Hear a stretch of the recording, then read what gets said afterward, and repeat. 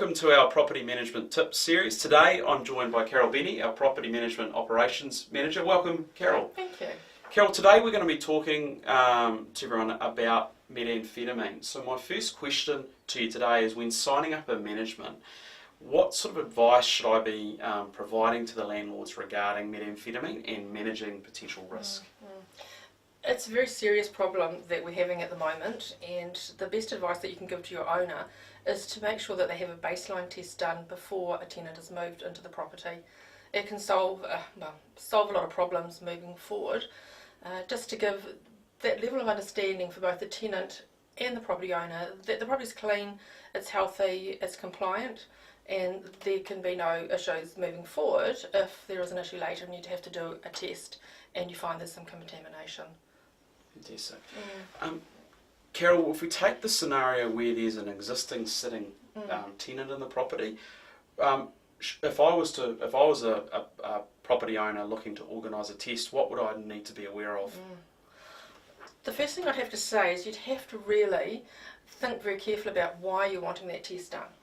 Now, I do understand as part of the sales process, a lot of purchasers are wanting a meth test done, and I think it's really important that the vendor in this instance understands the complications that can arise. So if there's no baseline test, it's very difficult to prove that the sitting tenant actually contaminated the property.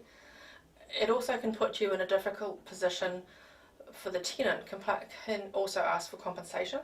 They can get probably up to about $4,000 compensation, plus they could get their rent paid back to them if the tribunal felt the property should never have been rented out to them.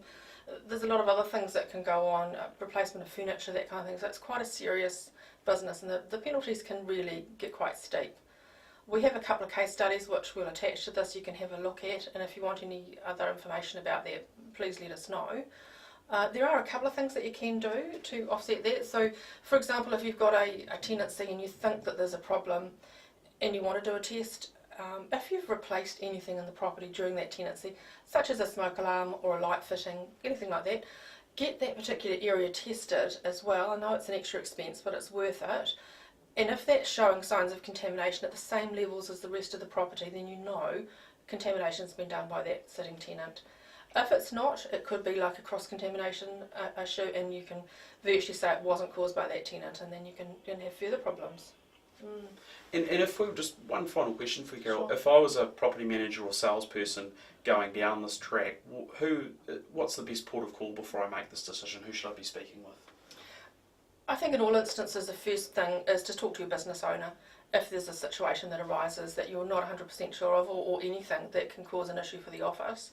Talk to your business owner first. You need to talk to your property owner. Give us a call, we're more than happy to help. We've seen a number of different situations, so we can help with that sort of information. RINES have an extremely good guideline in dealing with contamination as well that you can use as a resource. So yeah, that would be probably the best way to go forward. Fantastic. Carol, thank you for your time today. You're very welcome.